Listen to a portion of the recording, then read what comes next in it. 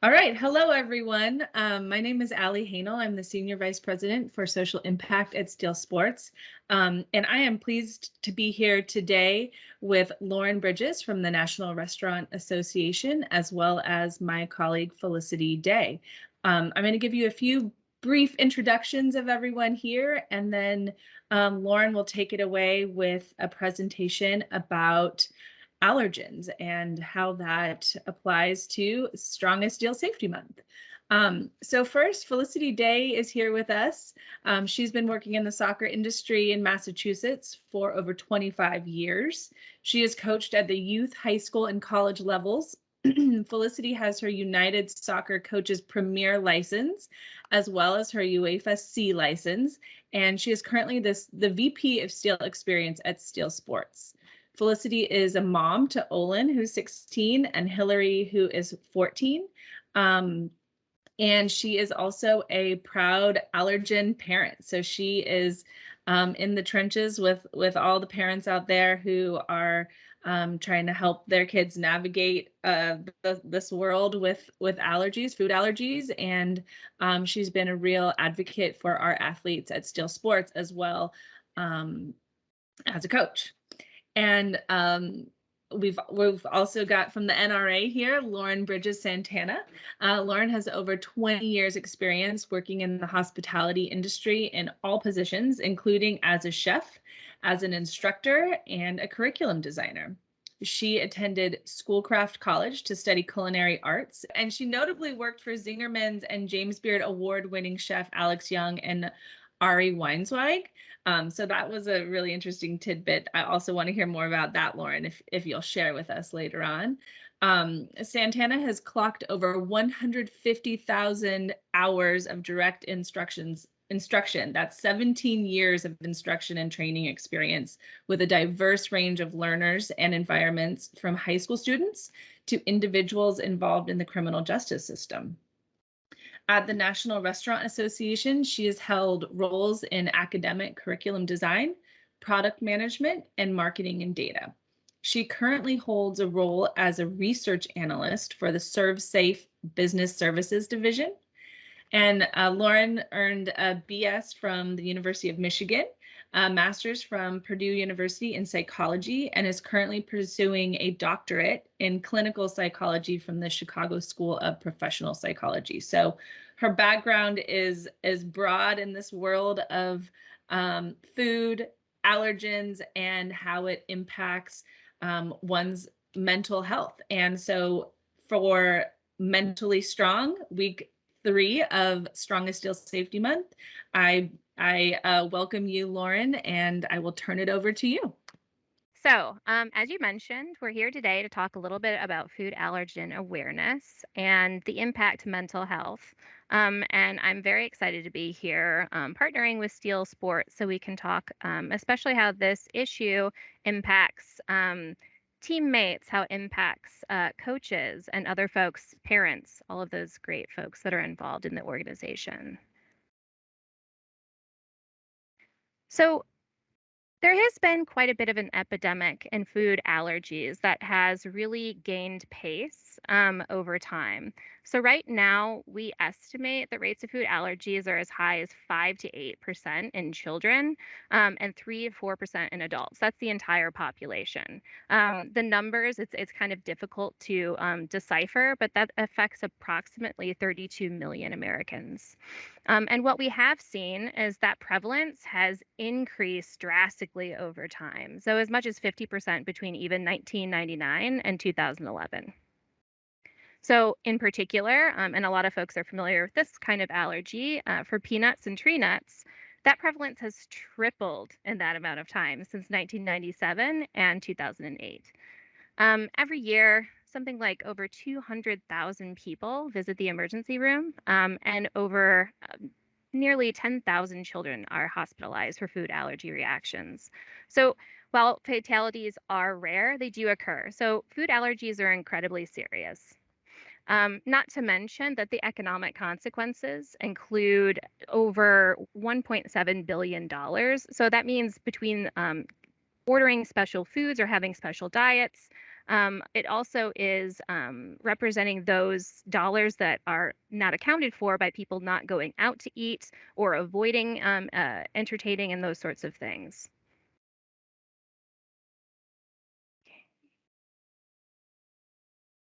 So I think the whole purpose we wanted to talk about this today is that we rarely hear about the impact of food allergies to children's mental health, children and parents. And it's a huge topic that is something that is kind of underutilized as far as like things that are causing stress for children. But it's I think an important one. So the issue with food allergies is that it's a very scary thing for a child, right? It's a very scary thing for a parent as well. And so there's a lot of anxiety that's involved when you have a food allergy. And often that kind of problem gets internalized, right? So that means that you can have more anxiety, and that can actually lead to issues with performance anxiety. So that means if you only kind of deal with a problem in your head, it's taking up a lot of your executive functioning, and it makes it really challenging for you to perform in other ways, especially when it comes to connecting body and mind.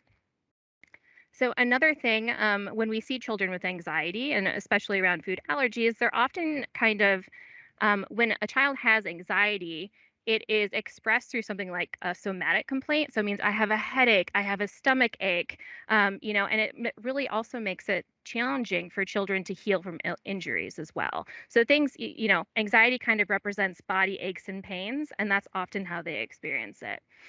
And unfortunately, they also experience a lot more anxiety, depression, PTSD, and bullying as a result. So those are some really serious conditions, and which is even more a reason for us to discuss it today.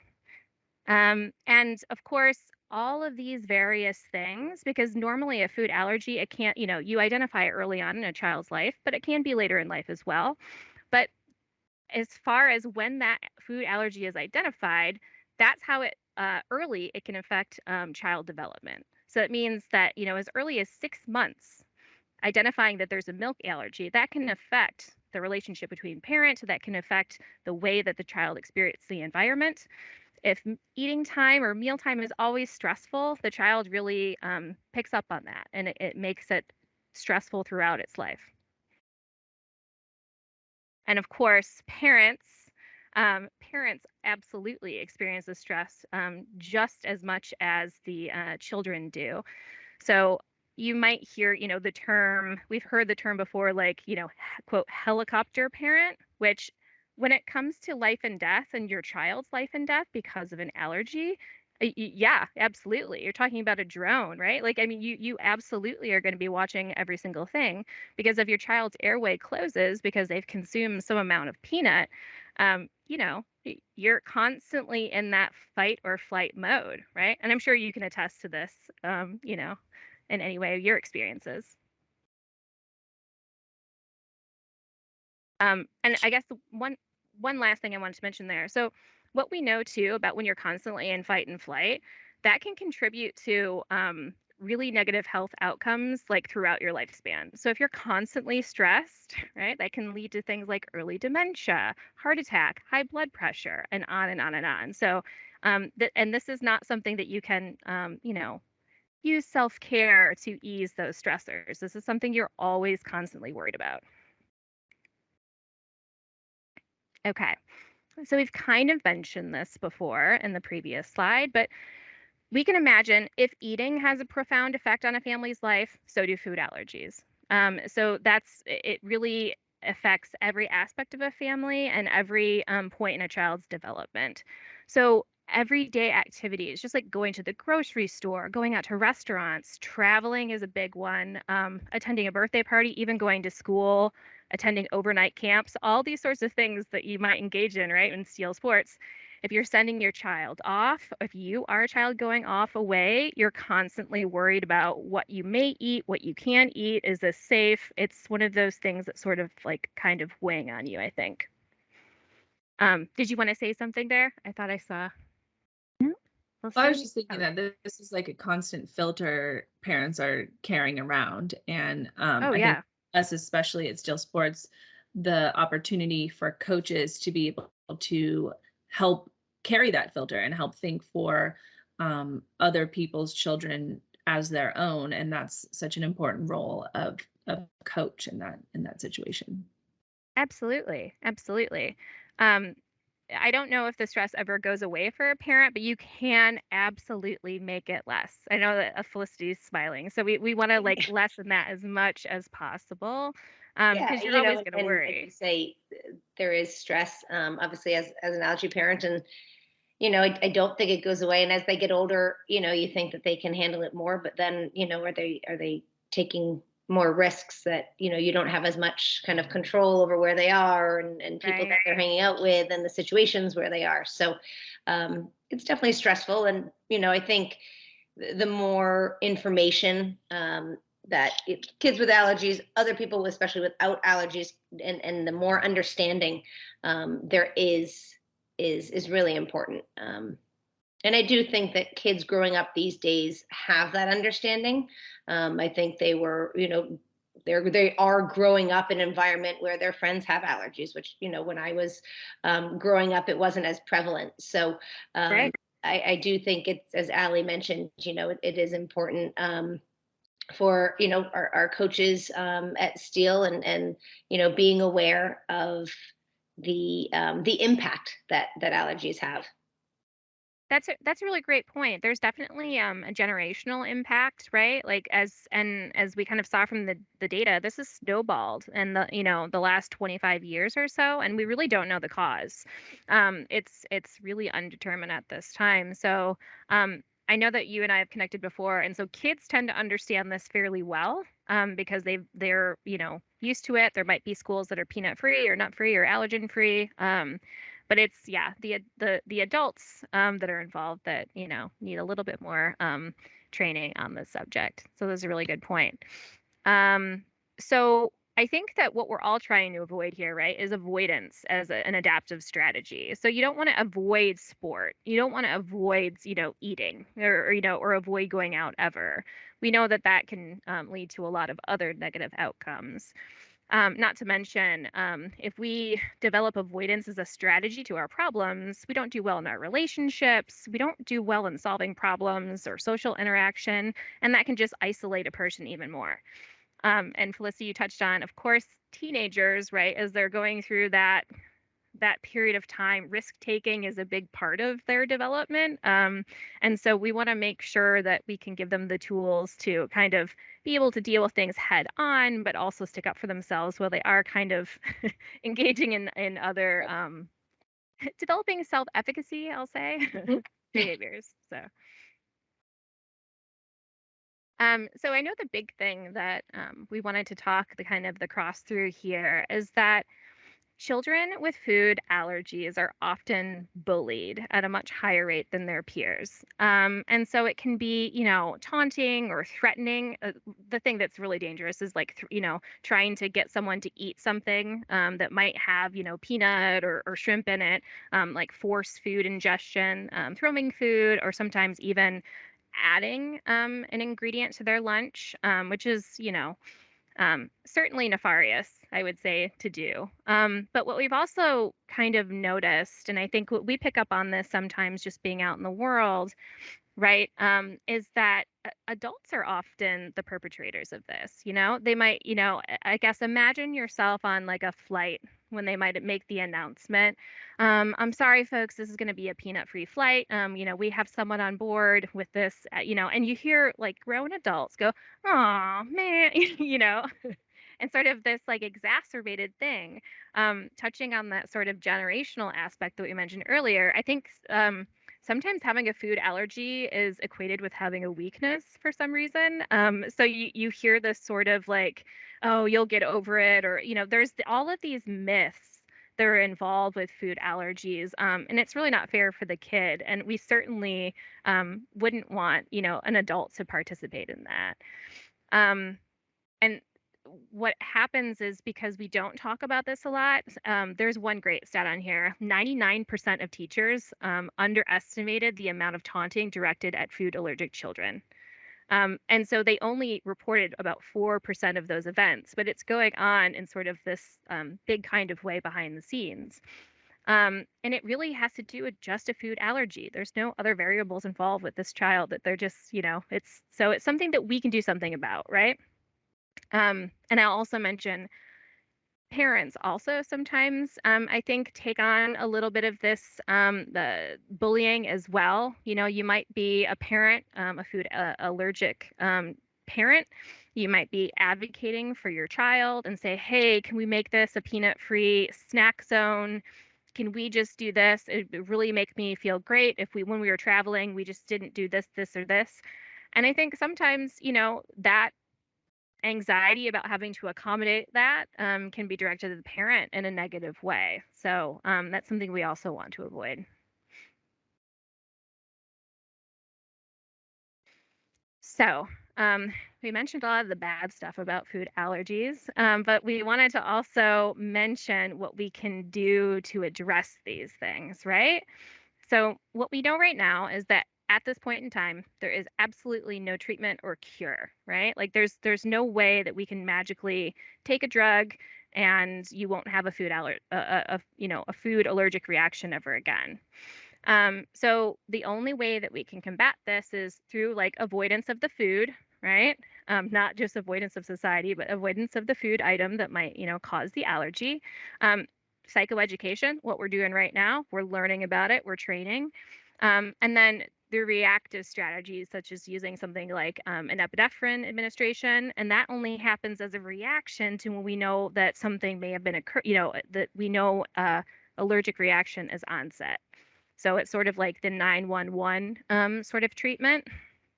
And it's, adrenaline, right? Like I have personal experience with with allergies in my family. And so when you administer that pen, it's quite the rush to that individual in order to make them safe. So it's not something you want to do often, right?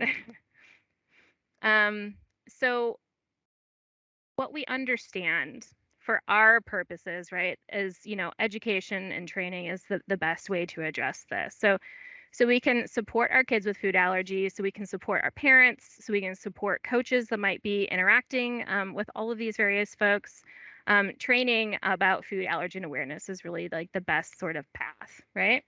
And study after study after study has shown that training builds trust, because the big thing is when you go out to eat, when you're going, grocery shopping, you're reading labels, you're understanding, you're putting trust in that operation or in that organization that they have the training needed so that they don't like make your child sick, right? Like, so we know we do the same thing with food safety, and so we also train organizations. So when you go out to eat, you feel safe that someone has been trained on how to handle food allergens.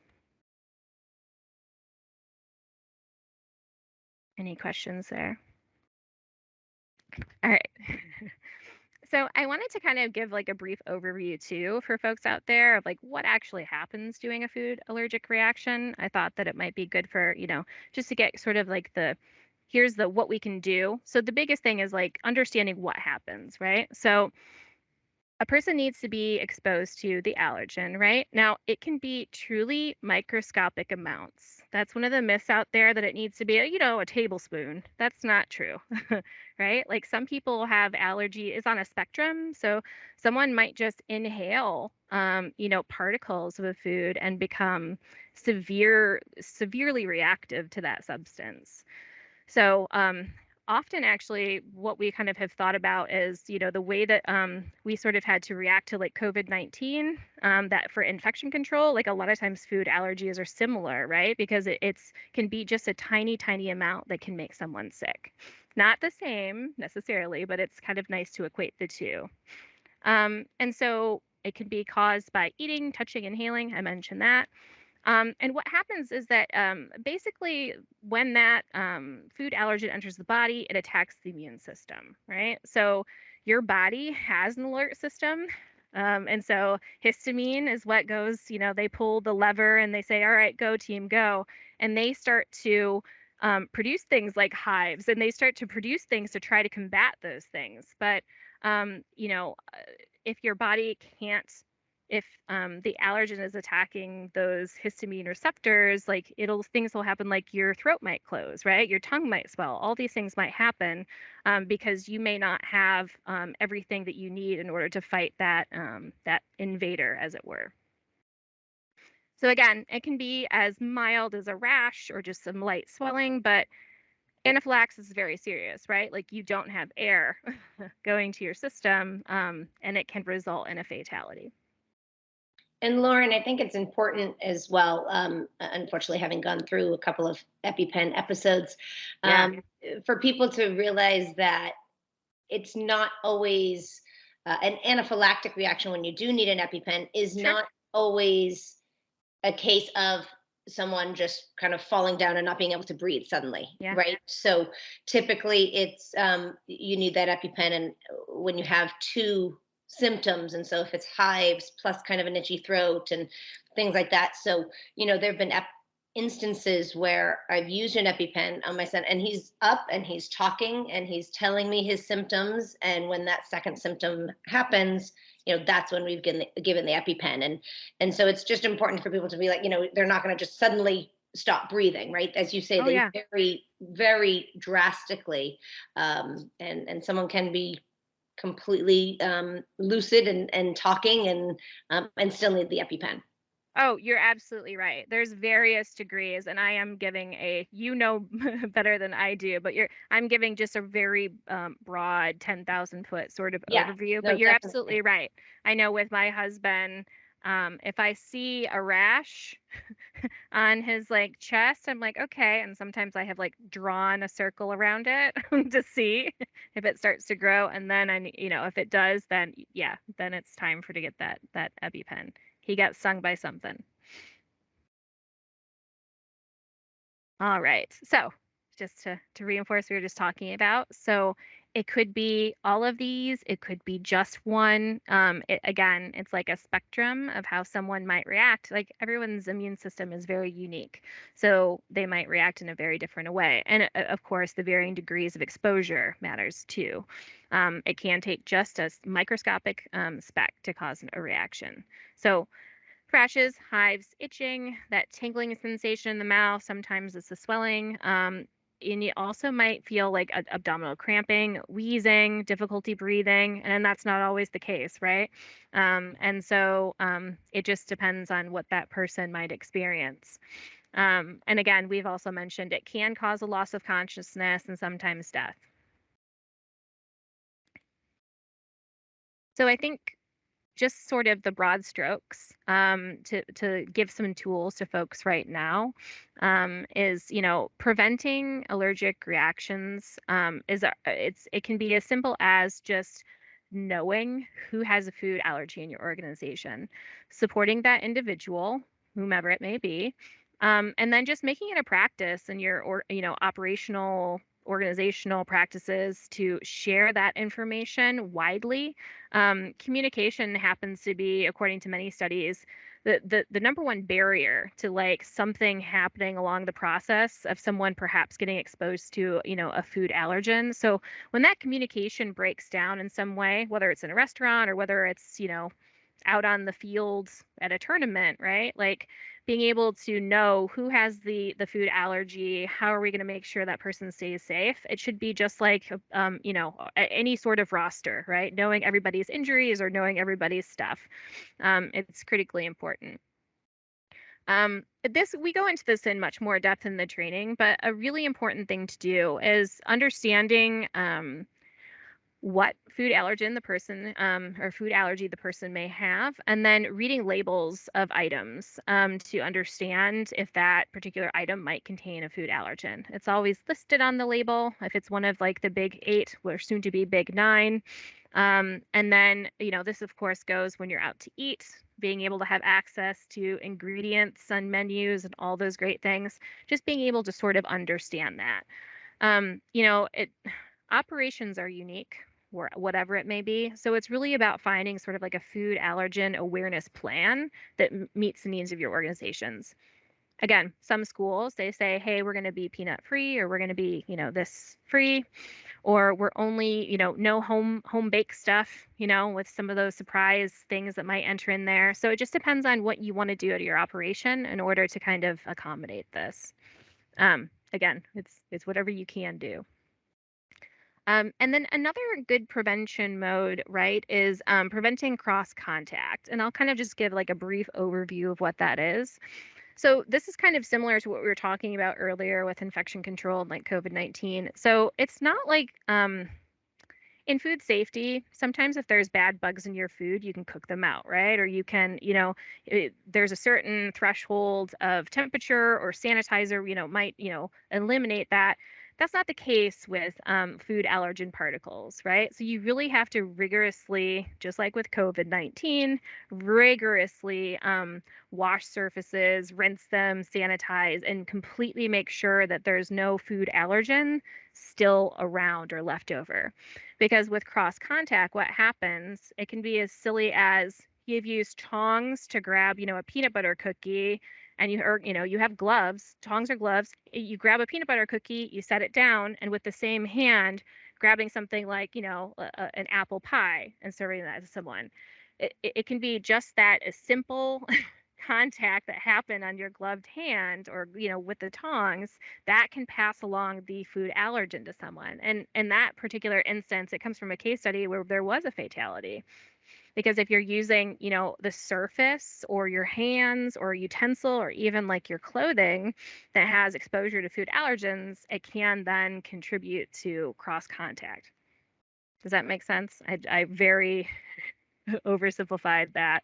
It makes total sense. And when you think about the contact athletes have from one another, a high five, or You're just right. bump elbows on the field, maybe sharing a baseball bat or something. It really raises my awareness for how much we can exchange allergens and other things, just by playing the way we play. Yeah, no, that's a really great point. Uh, yeah, yeah, exactly. Any way that a food allergen can touch you or touch your clothes, your hands, and then however you might in the field exchange it, that's exactly right.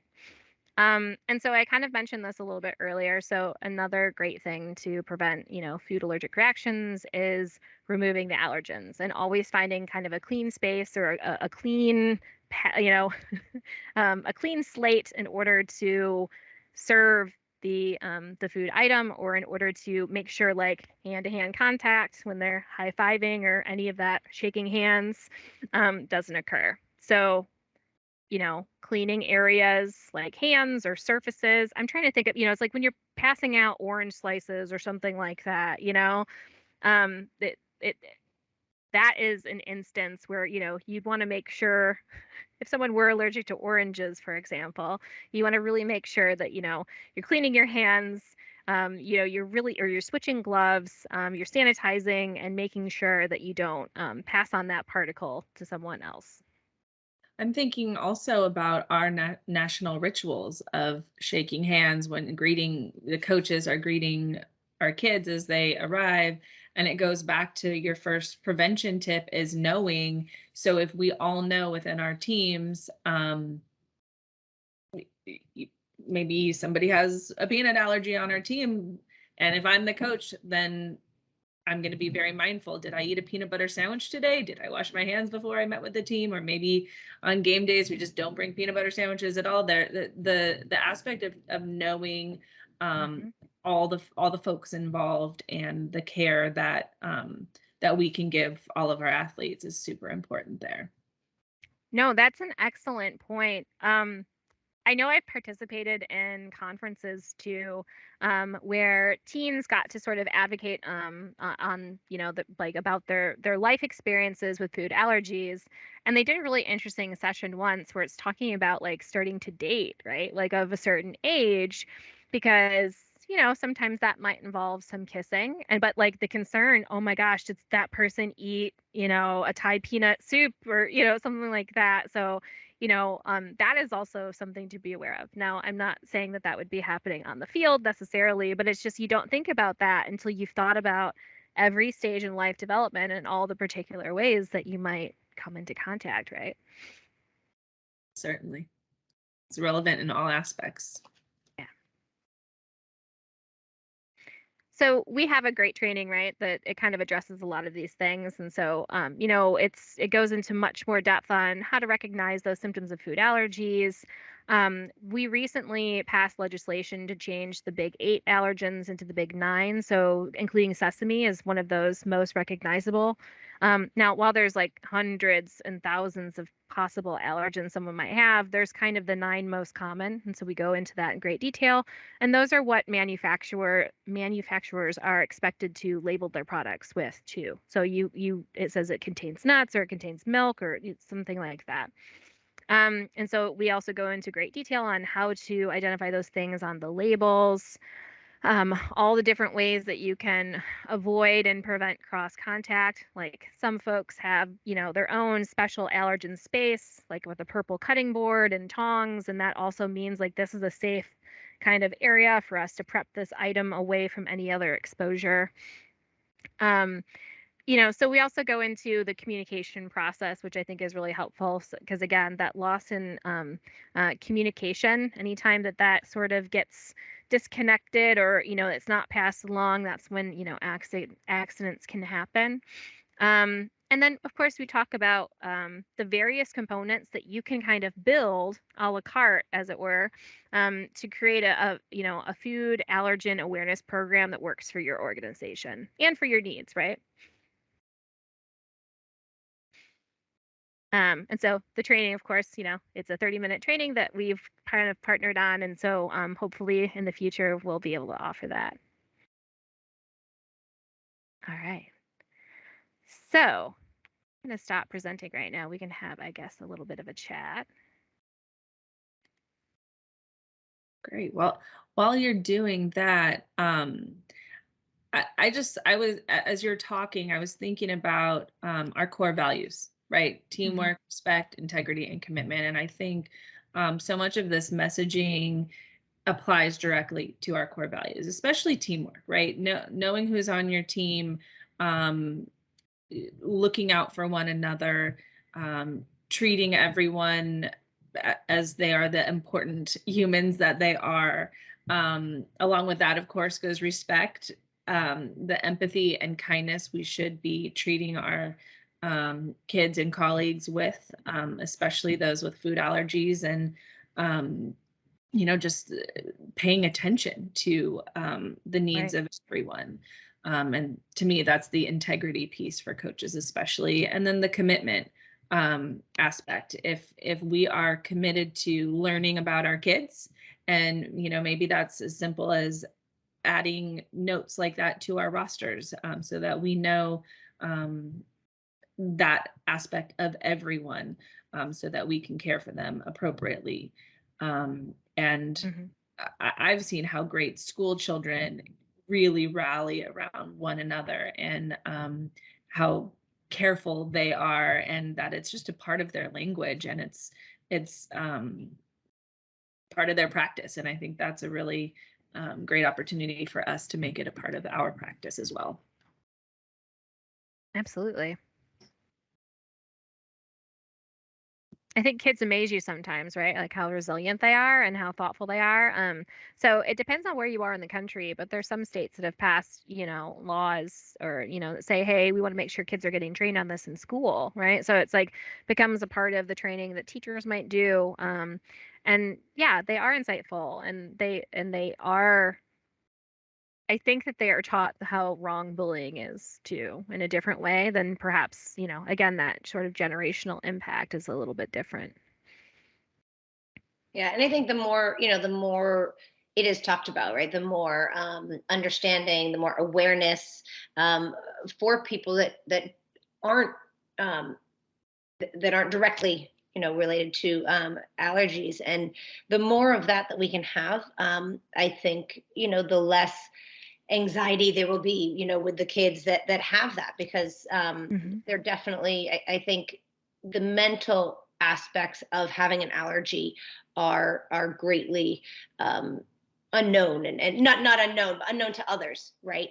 And so Hmm. I think definitely the awareness that we can bring to this, and we can bring to the adults at Steel Sports, at our experience residential camps, at our national program when we go away with our players. And I think having that understanding, and having our coaches and our adults in that position of leadership understand that there are not only physical aspects to the allergies, but there are mental aspects too. And being in a group and feeling like, okay, good, coach understands it. Or, okay, coach asked, before making a decision on where to go to dinner, coach asked, Hmm. what would be safe for me. So, I'm really happy that we're having this conversation, happy that, our coaches will just be more aware of it to help everyone. Yeah, and that's a really good point that you bring up too. As far as like, I always think of like risk management and the way that we approach things in the world too. So sometimes, because I can always think of an instance like a kid's like somehow then becomes known as like, oh, that's the peanut kid. Like it shouldn't be the defining characteristic, Right. right?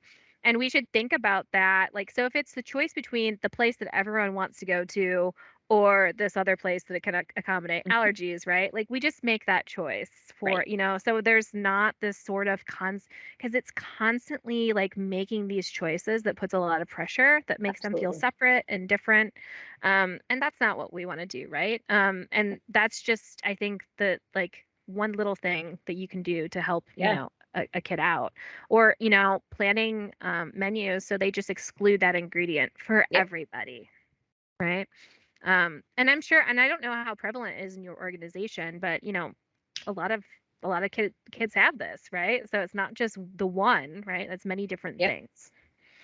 For sure, but then also, our kids in their communities, in their schools, and I Yep. think this is another way that we can share with our kids how sports can change the world, right? If you are, Mhm. as an athlete, mindful of your teammates and other kids around you with allergies, and then you go out in your community, you go to your school and you behave in a certain way, and you pay attention and you create the safest space possible for your um, co-learners at school, then I think that really helps develop character far beyond sports as they go out in the world.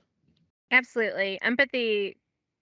I think empathy is the new, miracle sort of what I we understand to be that what's changing human beings, the development of empathy and emotional intelligence is a skill that's going to take you far in life. And understanding what it actually feel like to be that person on the outside, sitting on the bench, or someone who's has an injury, somebody like that's, I think, what goes into it. So understanding that if every time that you thought about traveling somewhere and you didn't know what you were going to eat, like that's stressful, right? Like, and so the idea that we think about that other person's experience and we end up acting for them, because it's what's best for everybody, that everybody's safe, right? For sure. And I'm thinking about too the kids, it's not just about making sure there are allergy-free options, but if you are taking a team into a friendly restaurant, or let's just say, Hmm. because they exist, I've seen them, and the freedom that allows a kid with an allergy to look at the whole menu and just choose what they're eating for lunch that day. And that's, I think, a real added value that our coaches can provide our kids. For sure. I'll give this organization a plug because we worked together on a couple previous uh, presentations and some other things that we've done out in the world. But Allergy Eats, I don't know if you're familiar with that, Felicity. Okay, you're shaking Yep. your head. Yes. Have the app on my phone. Okay. So it's a great tool. It's sort of like the Yelp, I would say, or I don't know if you want to talk about it, Felicity, but it really helps choose ahead of time and understand where you're going, just like you plot your map and like where you're going to stay and all these different things. Just being able to think ahead to the restaurants that are accommodating, and it has reviews by the food allergic community, so it tells you exactly what they do and do not do. It's great. Yeah. No, I agree. Yeah, you've covered it, but it's definitely helpful for sure. It's definitely that, that pre-planning that has to take place, right? Every day or every time you go out or every time there's a sports game and it overlaps with a meal that you need to, it's okay. Where am I going to eat kind of thing. So Yeah, and you can't always like bring your own, right? Because yeah, like you're out and keeping the stuff cold or hot or however it might be. So yeah, it's if that's one less thing you have to worry yep, about, then you can focus on the bigger picture, right? Of like the absolutely. game or Right.